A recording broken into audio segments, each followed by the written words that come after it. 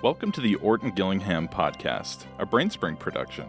Today, we'll hear from special guest Trevor Thomas, Superintendent for Heath City Schools in Heath, Ohio, and the Superintendent Representative on the Ohio Dyslexia Committee, about how he and his team have worked to advance student literacy at all levels.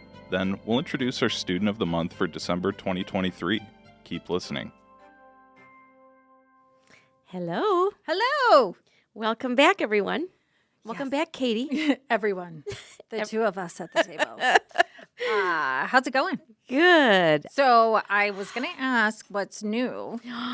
Well, there's nothing new quite yet, but what's going on? But, my daughter, Mamie, is going to have a baby any second now. I shouldn't say that. She's due. She was due yesterday, but she's not really in labor or anything right now, but it's very exciting. So I'm waiting for a call any second to say, get in the car and get over here.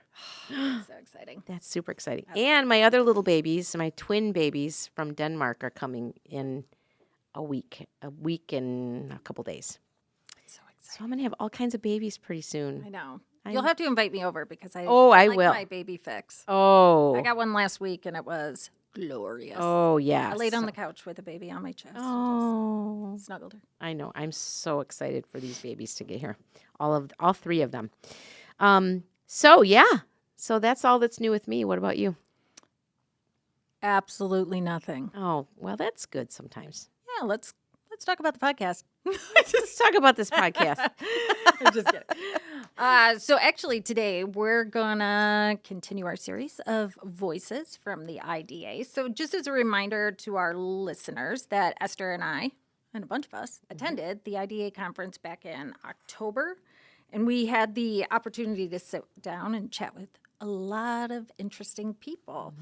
And each of them are dedicated to improving literacy. So each episode of the series, we're highlighting one of those individuals and feature a portion of the conversation that we had with them. Yeah. So that was fun to do. Yeah. Today we're going to, as Brendan said, we're going to talk to Trevor Thomas, who, again, is the superintendent for Heath City Schools in Heath, Ohio, and also the superintendent representative on the Ohio Dyslexia Committee. And he came in to talk about how he ended up in that position and talked a little bit about his team and the importance of really understanding what dyslexia is and how to teach kids with it. You'll hear him talk about how he went through training himself to learn about dyslexia because he really didn't know much about it before he got into this position. So talks about the importance of administrators taking training to understand how to teach kids who have dyslexia. And we say that all the time, don't we? Right. We love it when administrators are in our trainings. We love it because it just makes the team all on the same page. Right. Yep. And think about the impact that person can have and when they have that knowledge because of the position that they're in. Yes. So Is exactly why he's making things happen. That's right. And we'll talk a little bit about kind of respond a little bit to what he said. We're going to play his interview now, and we'll get back after and talk about it. Okay. So how would you like to introduce yourself? We're here with a very important person at the IDA conference, and your name is Trevor. My name is Trevor. I am a superintendent for Heath City Schools in Heath, Ohio. I also serve as the superintendent representative on the Ohio Dyslexia Committee. All right, great. I'm so glad that you're here and agreed to come and talk to us. So the theme of this conference is, until everyone can read, right? So we just would like to know, how do you see yourself contributing to that? How do you fit into that theme?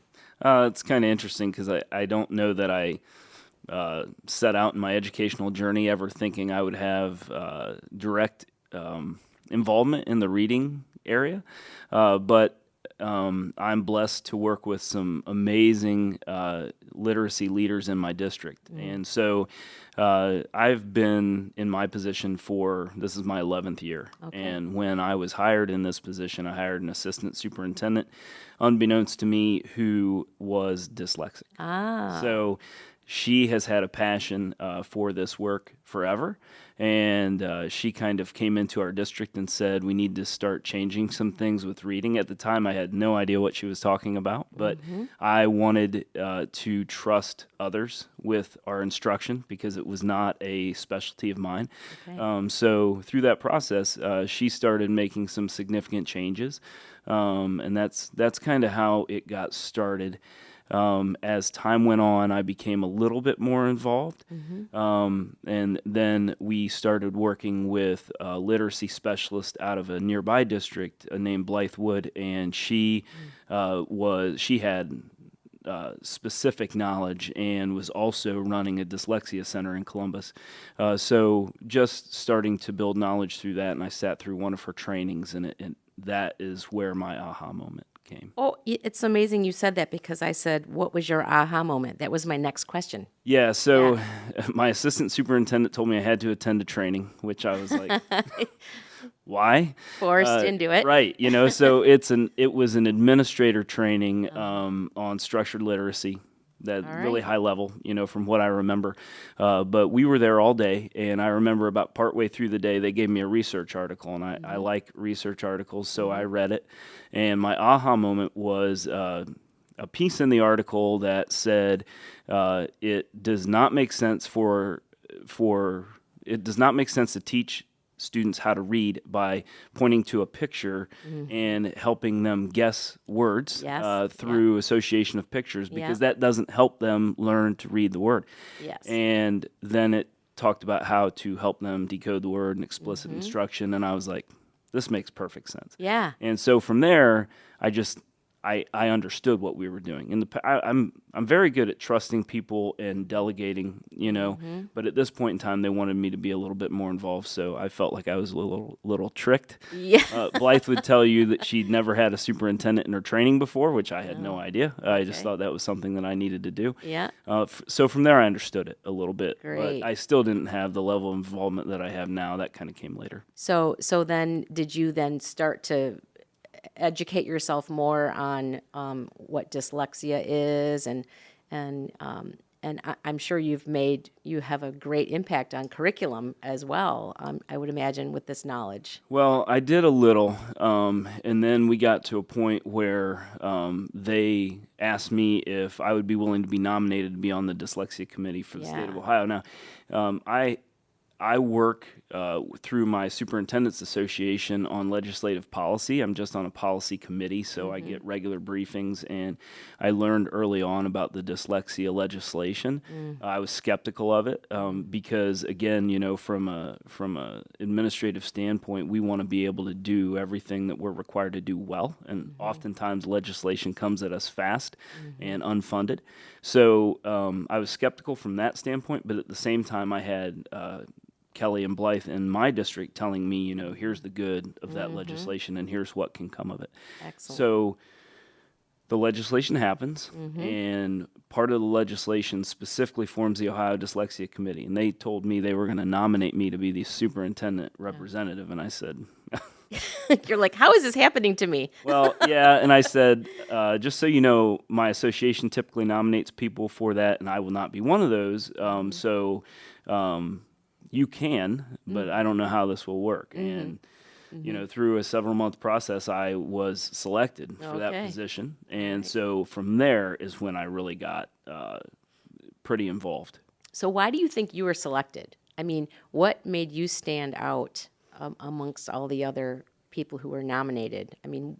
The work that the folks in our district had done. By that time, we were a comprehensive school literacy grant school. We had hired Blythe to come to our district and be our literacy coordinator.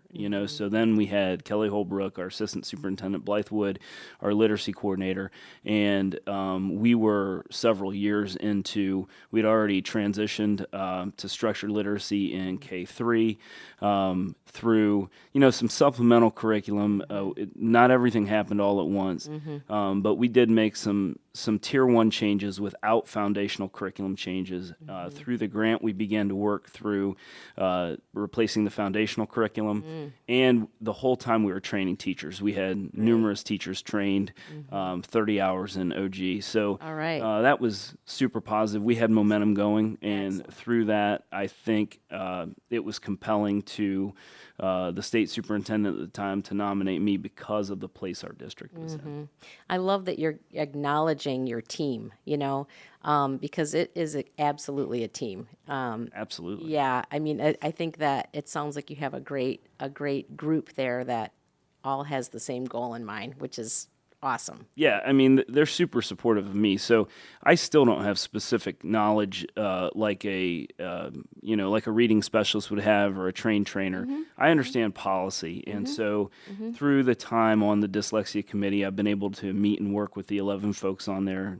Phenomenal, super talented, hard workers, and dedicated to their field. Same as the folks that I work with. But I come at it from a high level. So I probably understand reading instruction more than I ever thought I would.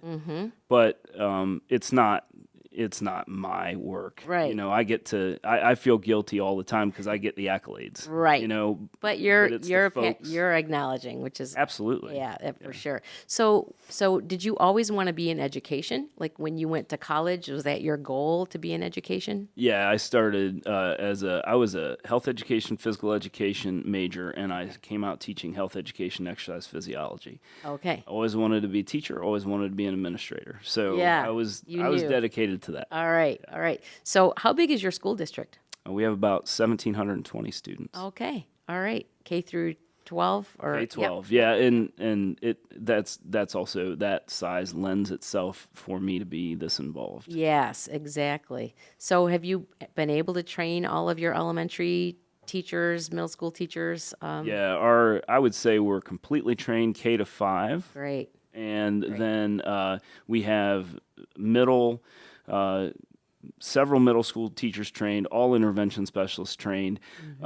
We have 15 teachers currently pursuing certification. Awesome. So Yes. talking a huge level of dedication. We already have 6 that are certified in addition to that. That's very important. Yeah. Very important.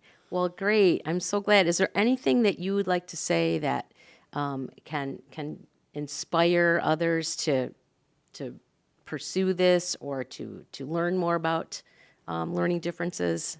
Yeah, I think from my perspective, it's so key for building leaders and district leaders to have a level of training themselves and to understand what's going on. It's impossible for somebody to be in a number 2 position or a teaching position or a coordinator position and lead change without the support of your leaders.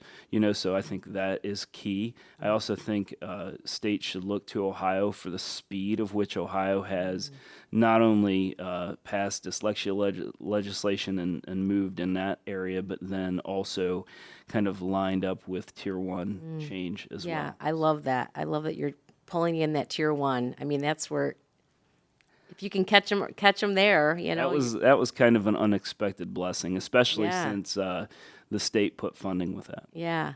Well, thank you so much for agreeing to come and talk with us. Sure. It's been a Thanks pleasure. for having me. All right. Yeah, so I thought that was interesting because we got a perspective from a different angle, right?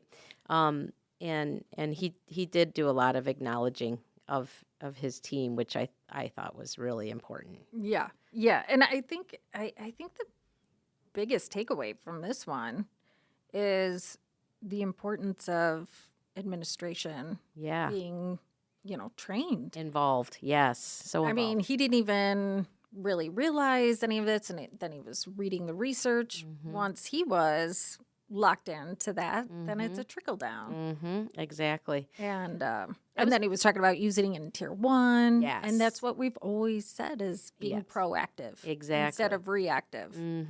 Right. I did do a little reading about because he mentioned that Ohio was pretty quick in its moving through its legislation, and so I looked at it a little bit, but and it is true that they moved through it and are doing doing everything the right way. I mean, it really is. It's going really well. And he even talked about all those teachers be going through certification, which is really great. One thing I did as I was reading, I came across an article from about a mother or a family in Ohio who has children with dyslexia, and back in the 90s could not get help for their kids. Really? Could not. And they were using, the queuing system in their district and whole language. And the kids were not able to read, and it was frustrating. And I want to acknowledge, these parents who really are at the grassroots of a lot of legislation changes. Yeah. I mean, their parents are the ones who are coming forward and saying, something has to change. You're not educating my kids. Right. And they are often the ones who push through legislation. Create change. Create the change. And so we often look at, school districts and legislation and say how wonderful this change is, but where did it really start? Yeah. It starts with parents who are so dedicated to getting help for their kids. So that was I read the whole article, and it was just so inspiring. So if you're a parent listening and you're not getting results, or you're sitting there quietly wondering, why can't my child read? Speak up. There's a lot of people out there that would love to hear you. And your voice is heard clearly, because now we have lots of legislation going on. So anyway, so that was I think a good perspective from the IDA. Yeah, a good message to send. Definitely. A positive one. Yeah. That's great. So, what do we do now, Katie? I don't know. Before we go, we have a major announcement. I can't wait. It's our Student of the Month for December 2023. So we are thrilled to honor, drumroll, Who is it? Callum Hufflin Ooh. from our Learning Center in Brighton, Michigan. So Callum was referred to BrainSpring by his neuropsychologist following a diagnosis of dyslexia. When he started tutoring at BrainSpring as a third grader, Callum struggled with sound-symbol relationships, which made it difficult for him to read and spell simple consonant-vowel-consonant words. He started working with BrainSpring tutor Amy in Layer 1 of our Phonics First curriculum. Callum attended tutoring diligently twice a week, and through his hard work and dedication, recently completed the Phonics First curriculum. Good job, Callum. Having passed the final layer, Layer 4, with flying colors. Nice Good job. Good job, Callum. So, without further ado, congratulations, Callum. You are our Student of the Month. You're the Student of the Month. Yes, you're the Student of the Month. Oh, yeah, we think you're awesome. You're the Student of the Month. Congratulations. Woo! Woo! I had to do the woo at the end. I know I was probably... And we love that song so much. We have to always say thank you, Brendan, for writing that wonderful jingle. Brendan, it makes me dance every single time. So I get jazz hands. Yeah, you should see us. On a groove. Kind of glad they can't see us. I think it would be better. It would make more sense. So anyway. Yeah. So it was good chatting with you. Yeah, you too. So we do have a couple more of these IDA conversations that we're going to finish up the series next time. So we have two more, I think. Then we'll move on to a different series. Yeah. So that's it for Voices from the IDA for this episode. Yeah. Have a great week. You too. Hopefully the baby comes. Yes. Soon. I mean, it's coming. It's coming. Yeah. I will let you know. Okay. Okay. Right. Yay. Bye. Bye-bye. Thank you for listening to the Orton Gillingham Podcast, a BrainSpring production. For additional content, please subscribe to our YouTube channel, follow us on social media, or visit our website at brainspring.com. To submit questions or comments, please email us at podcast@brainspring.com. Your feedback is always welcome.